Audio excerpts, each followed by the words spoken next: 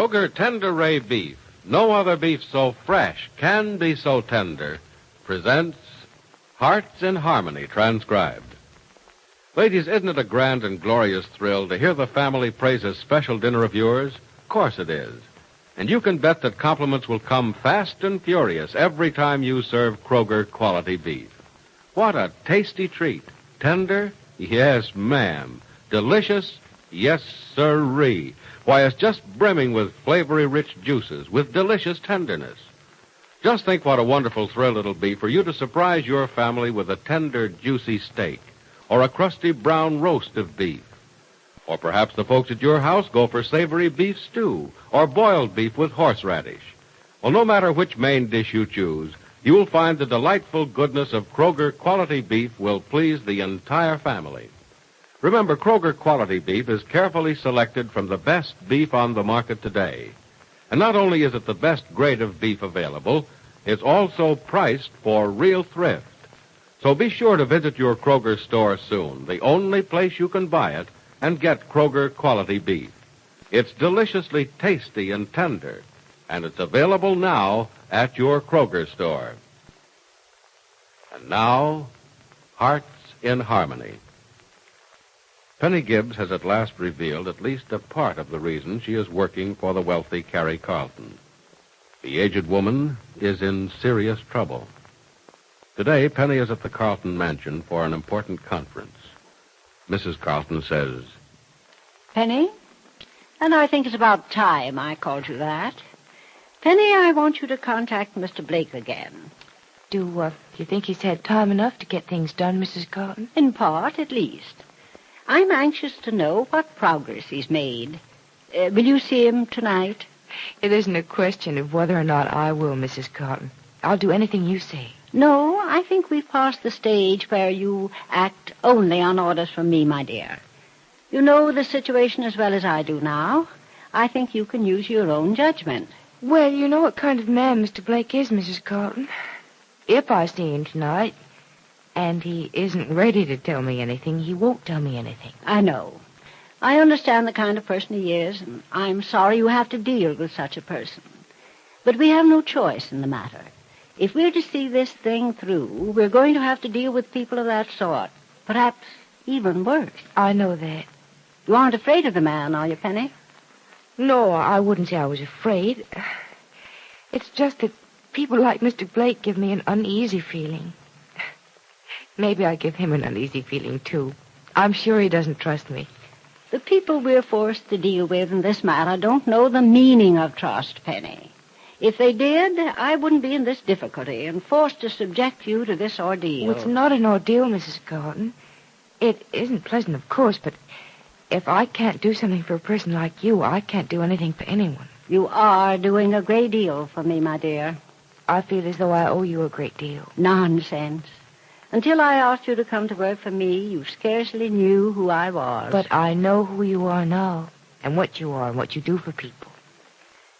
I don't think I'll ever be able to repay you for what you did for Freddie Lang. You know why I treated young Mr. Lang as I did. Yes, but I think you'd have done just the same thing under any circumstances. I've given you the impression I'm a kindly old lady, have I? Yes, you have. Then I'm a good actress. Oh, I think your gruffness is the act, Mrs. Carlton. Keep on thinking so, because I'm going to put you through some hard times, Penny. Times that may make you hate me, and sorry for the day we met. Oh, I'll never hate you, Mrs. Carlton. I'll always admire and respect you. I know that you wouldn't care what happened to you. And I know that I want to do the thing that you want me to at any cost. But, you want to do it right. And I'm sure it will be done right, Penny. This may be the last chance we get to talk this way, so I want to tell you something. You have my fullest confidence. Thank you. No, it is I who should thank you. From here on, Penny, I'm putting matters entirely in your hands. From here on, I'll do whatever you tell me to do. And I promise you this, too. If things go wrong, if we fail, if we bring chaos down upon us, I will in no way blame you. I'll try not to make a mistake, but I can't promise I won't make one. In the heat of decision and flurry of doing things, we all make mistakes. The more we do, the more mistakes we make. A mistake honestly made is nothing to be sorry for or punished for. I'm glad you feel that way about it. I do sincerely. When it comes time for you to make a decision, Penny, make it.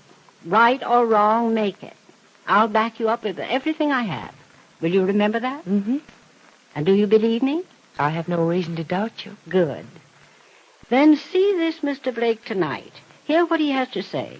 If it is nothing, tell him we have lost interest in his assistance. Or warn him he must get us what we want immediately, or anything you like.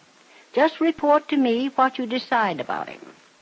I'll stand by whatever you decide. I'm getting impatient, Penny, and worried. This thing cannot go on much longer the way it is.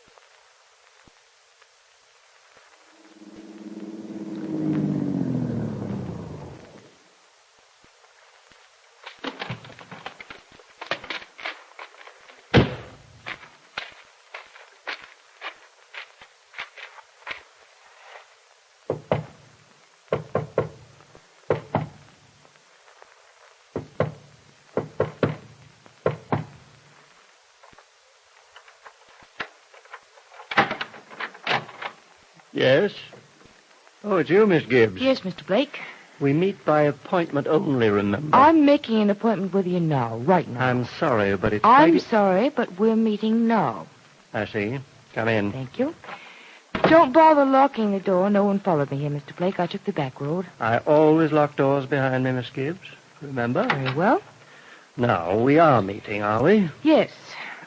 Briefly, unless you have something to tell me. If I had something to tell you, it would be I who arranged this meeting, Miss Gibbs. You haven't found out anything. There's been very little time. You've had 2 weeks. Exactly 2 weeks to the day. There was so much to do. Yes, there was. I know that. Now, how much have you done? I made a trip to the city. 2 trips. And? Well? Well? Miss Gibbs, this has been an extremely costly venture. I underestimated the expense. You'll get more money. When? When I get something a little more concrete from you.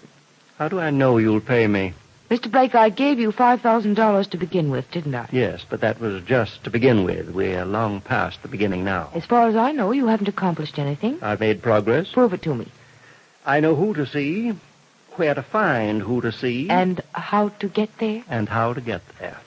You're sure it's the right person? You'll have to take my word for that. I had to take his. Is his word any good? His reputation is bad, but I think his word is good. You think?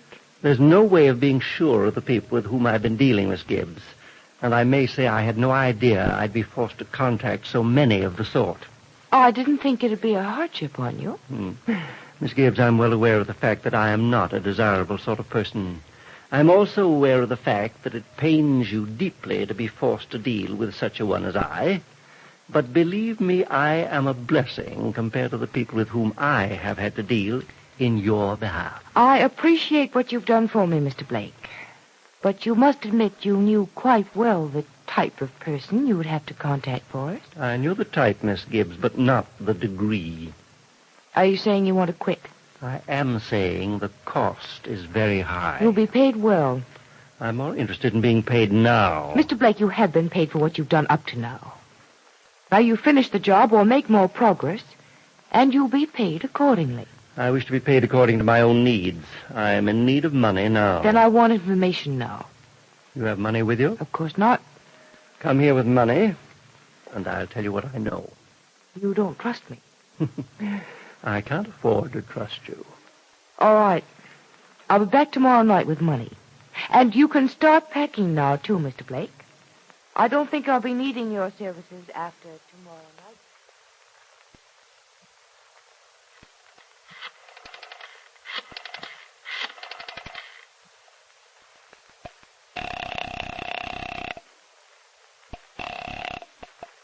Hello? Hello, Mrs. Carlton. This is Penny Gibbs. Oh, yes, Penny. Where are you? At home. Haven't you seen Mr. Blake? Yes, I just got back from seeing him.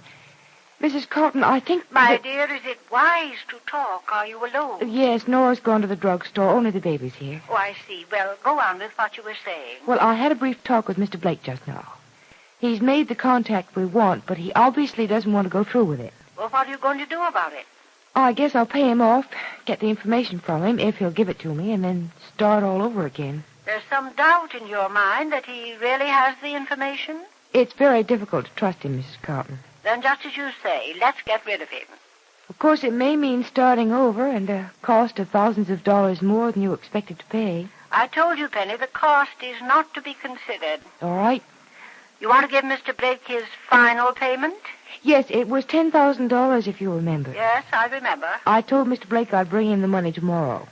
Then I'll have it for you tomorrow. But try your very best to get the information before you give him the money. I don't mind the cost, but I want to get something for it. Well, here's hoping. Yes, we can hope, can't we? Well, good night. Good night, Mrs. Carlton. Oh, Nora. Oh, Nora, you frightened me. Cricket, I didn't mean to, Miss Gibbs. How long have you been standing there, Nora? Oh, just a couple of seconds, Miss Gibbs. Oh, if you mean did I hear anything that you said to Mrs. Carlton about Mr. Blake, I didn't. You knew I was talking to Mrs. Carlton about Mr. Blake, and you didn't hear anything? Well, not anything that made any sense. Oh, crickets, Miss Gibbs, I wasn't eavesdropping, honestly. I know you weren't, Nora, but look. Promise me something, will you? Uh-huh. If you did hear anything, and if it did make any sense to you, Nora, don't tell anyone anything about it.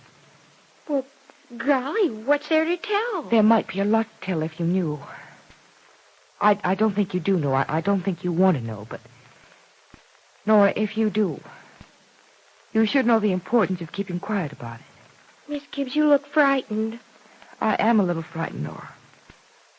I had an unpleasant meeting with an unpleasant person this evening. Not Mrs. Carlton? No, dear, not Mrs. Carlton. It was someone else. I'm beginning to realize more and more the seriousness of what I'm doing and the importance of doing it right. That frightens me a little, Nora. Oh, crickets, Miss Gibbs, I just can't stand to see you upset. Oh, no, it's nothing for you to worry about. It's nothing for anyone to worry about, because I'm the only one who can do what has to be done. And I'm the only one who should know about this. Miss Gibbs, can't I help? No, darling, no one can help. The only kind of help I need from you and from all the others is trust, patience, and to be left alone. That's it, Nora, to be left alone. I know why I feel frightened tonight, too. I have a strange feeling suddenly that from now on I have to go through this thing alone. What information is Penny trying to get from the strange Mr. Blake? And is it a serious thing that Penny may have to do the rest of her mysterious job alone? Be sure to listen to the next dramatic episode of Hearts in Harmony. Lady, we'd like to have a private word with you. There's something important we want you to know about beef, and it's this. The best beef that's available on today's market is Kroger quality beef. Yes, Kroger quality beef is deliciously tender and juicy, and it's your own 100% correct answer to what shall I have for dinner. Now is the time to serve the dinner that's sure to please everybody. Now is the time to thrill your folks with a delicious beef dinner. Surprise them by serving boiled beef with a tangy horseradish sauce to enhance the goodness of savory meat. Delight them with roast beef that's crusty brown and juicy red. Or satisfy those vigorous appetites with a magnificent steak. Soon as you can, visit your Kroger store and get Kroger quality beef. And remember, Kroger quality beef is the very best beef you can buy today. Now your local announcer.